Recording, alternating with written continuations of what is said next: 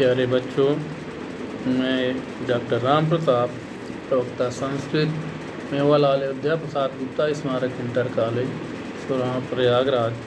बच्चों, इस समय आप लोगों की ऑनलाइन क्लास में 6वां पाठ तक हमने संस्कृत पद्यभूषण का पढ़ा दिया है। क्रिया कारक कुतूहलम तक पढ़ा दिया है। आज 7वां पाठ 7वां पाठ है नीति नवनीतम। इसके बारे में पढ़ाना है। नीति नवनीतम, इसके बारे में देखिए, इसमें संक्षेप में थोड़ा सा दिया हुआ है कि महर्षि वेद व्यास कृत महाभारत का विभाजन पर्वों तथा उप पर्वों में हुआ है। तो उसका 5वां पर्व उद्योग पर्व नाम से प्रसिद्ध है। इसके अंतर्गत प्रजागर नामक उप पर्व समस्त पंचम पर्व में रत्नभूत है। यानी पंचम पर्व में 5वां पर्व में मुख्य ये प्रजागर नामक उप पर्व जो है वो समस्त पंचम पर्व में रत्नभूत है। इसे मानसिक क्षोभ से ग्रस्त तथा भविष्य की भयावह स्थिति से त्रस्त धृतराष्ट्र को महात्मा विदुर के द्वारा नीति के उपदेश देने का वर्णन है। उनके द्वारा धृतराष्ट्र को दिया गया उपदेश संस्कृत साहित्य में विदुर नीति के नाम से प्रसिद्ध है। यहाँ इसी विदुर नीति के 11 श्लोक संग्रहित किए गए हैं। यानी विदुर नीति से 11 श्लोक संग्रहित किए गए लिए गए हैं। प्रस्तुत पाठ में उपदेश दिया गया है कि प्रिय बोलने वाले मनुष्य तो सरलता से मिल जाते हैं, लेकिन हितकर बात कहने वाला और सुनने वाला बड़ी कठिनता से ही मिलते हैं। नम्रता से क्रोध को जीतना चाहिए, सज्जनता से दुष्ट को जीतना चाहिए, दान से कंजूस को जीतना चाहिए। दिन भर में वह कार्य कर लेना चाहिए जिससे कि रात्रि सुखपूर्वक बीते। व्यक्ति को चरित्र की यत्नपूर्वक रक्षा करनी चाहिए। धन तो आता है और चला जाता है। पहले धर्म के सार को समझना चाहिए, सुनना चाहिए। पहले धर्म के सार को सुनना चाहिए, फिर उस पर विचार करना चाहिए। आदि ऐसे ही महत्वपूर्ण श्लोकों का संग्रह इस पाठ में किया गया है। तो बच्चों, ये है आपकी पुस्तक में पेज नंबर 62 पर है और स्क्रीन पर भी देख सकते हैं। अब इसके बाद आगे देखिए, पहला श्लोक देखिए। पहला श्लोक है सुलभाः पुरुषाः राजन् सततं प्रियवादिनः अप्रियस्य तु पथ्यस्य वक्ता श्रोता च दुर्लभः। बच्चों, इसमें शब्द विभाग करने की कोई ज़रूरत नहीं, क्योंकि इसमें सभी एक एक ही शब्द हैं। अलग करने की ज़रूरत नहीं है, इसलिए शब्द विभाग की आवश्यकता नहीं है। अब आगे इसका अर्थ आप लोग इसका अन्वय देखिए। आपकी पुस्तक में पेज नंबर 83 पर है राजीव प्रकाशन की, और स्क्रीन पर भी देख सकते हैं अन्वय। कह रहे राजन सततं प्रियवादिनः पुरुषाः सुलभाः अप्रियस्य पथ्यस्य तु वक्ता श्रोता च दुर्लभः। विदुर जी कहते हैं कि हे राजन, यानी धृतराष्ट्र से विदुर जी कहते हैं कि हे राजन, सततम प्रियवादिनः पुरुषाः सुलभा। सततम माने लगातार या हमेशा, हमेशा या सदैव। प्रियवादिनः माने प्रिय बोलने वाले, पुरुषा माने पुरुष, सुलभा माने सुलभ हो जाते हैं या सरलता से मिल जाते हैं। लेकिन अप्रियस्य पथ्यस्य तु वक्ता श्रोता च दुर्लभः।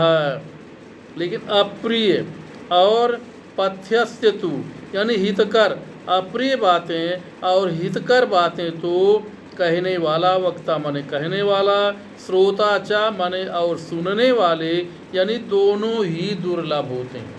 यानी अप्रिय बात कहने वाला और हितकर बात कहने वाला, और ऐसे तो वक्त कहने वाला भी और सुनने वाला दोनों ही दुर्लभ हैं।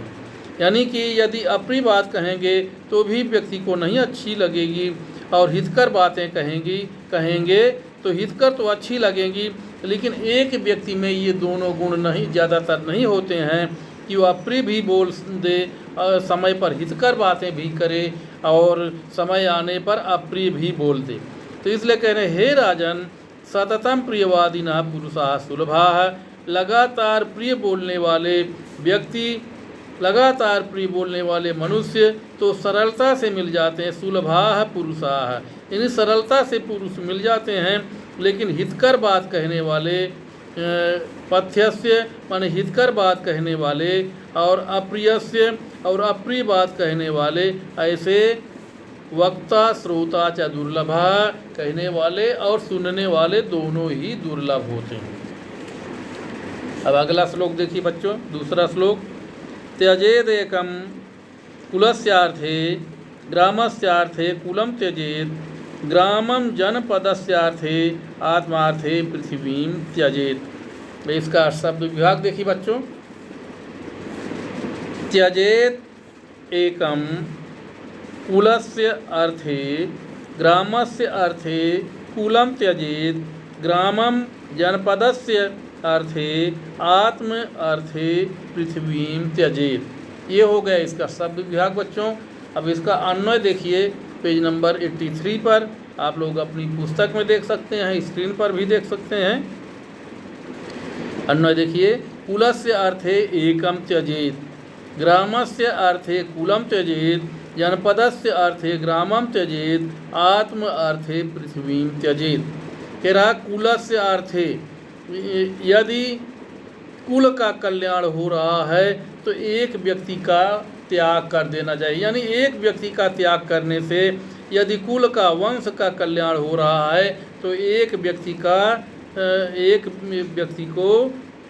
यदि एक व्यक्ति बाधक हो या एक व्यक्ति के कारण यदि आपके कुल का कल्याण नहीं हो रहा हो तो एक व्यक्ति का त्याग कर देना चाहिए। ग्रामस्य अर्थे कुलम त्यजेत, यानी यदि गांव का कल्याण कुल के कारण नहीं हो रहा है तो कुल को भी, वंश को भी त्याग देना चाहिए।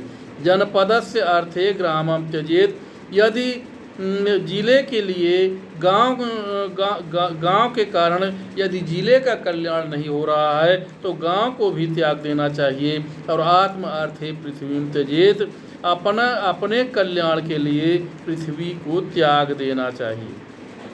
फिर देखिए, कुलस्य अर्थे यानी वंश की उन्नति के लिए एकम त्यजेत, यदि कोई एक व्यक्ति बाधक हो तो उसे छोड़ देना चाहिए। फिर ग्रामस्य अर्थे गांव की उन्नति के लिए, ग्रामस्य अर्थे माने उन्नति के लिए, कुलम त्यजेत माने वंश को छोड़ देना चाहिए। फिर जनपदस्य अर्थे यानी जिले की उन्नति के लिए ग्रामम त्यजेत, गांव को त्याग देना चाहिए। और आत्म अर्थे अपने अर्थ के लिए, अपने कल्याण के लिए, आत्मा के लिए इस पृथ्वी माने इस पृथ्वी को त्यजेत माने त्याग देना चाहिए। बच्चों अब अगला श्लोक देखिए, तीसरा श्लोक, श्रूयतां धर्म सर्वस्वं श्रुत्वा चाप्यवधार्यताम् आत्मनः प्रतिकूलानि परेषां न समाचरेत्।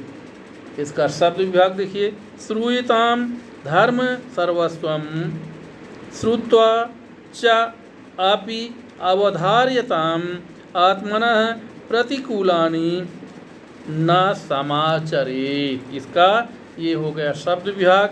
अब अन्वय आप देखिए, अन्वय अपनी पुस्तक में देखिए पेज नंबर 83 पर, धर्म सर्वस्वं श्रुत्वा श्रूयतां श्रुत्वा च अपि अवधार्यताम् आत्मनः प्रतिकूलानि परेषां न समाचरेत्। धर्म सर्वस्वम माने धर्म के सारे को, श्रूयतां माने सुनना चाहिए, श्रुत्वा च अपि और सुनकर, च माने और, श्रुत्वा अपि सुनकर भी, अवधार्यतां माने उसे धारण करना चाहिए या उस पर विचार करना चाहिए।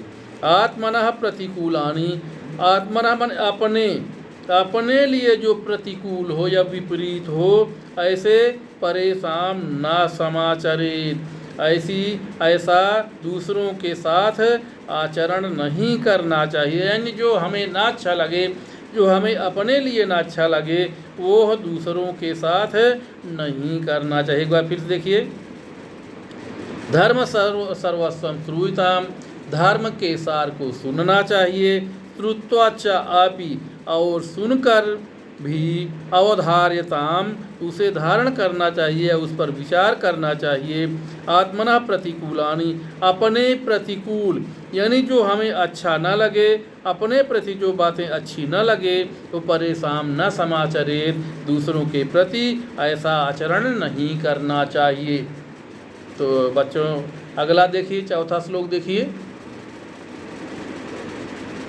न विश्वसेद अविश्वस्ते, विश्वस्ते नाति विश्वसेद, विश्वासात् भयमुत्पन्नः मूलान्यपि निकृन्तति। इसका शब्द विभाग देखिए, न विश्वसेत, न विश्वसेत, अविश्वस्ते, विश्वस्ते न अति विश्वसेत, विश्वासात् भयम उत्पन्नम मूलानि अपि निकृन्तति।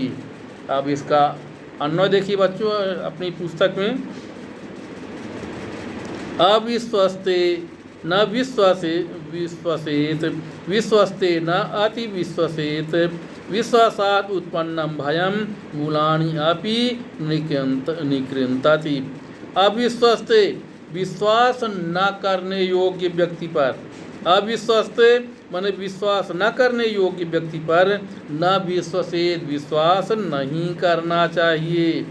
विश्वस्ते न अति विश्वसेत, विश्वसनीय व्यक्ति पर, विश्वस्ते माने विश्वसनीय व्यक्ति पर, न अति विश्वसेत, अधिक विश्वास नहीं करना चाहिए।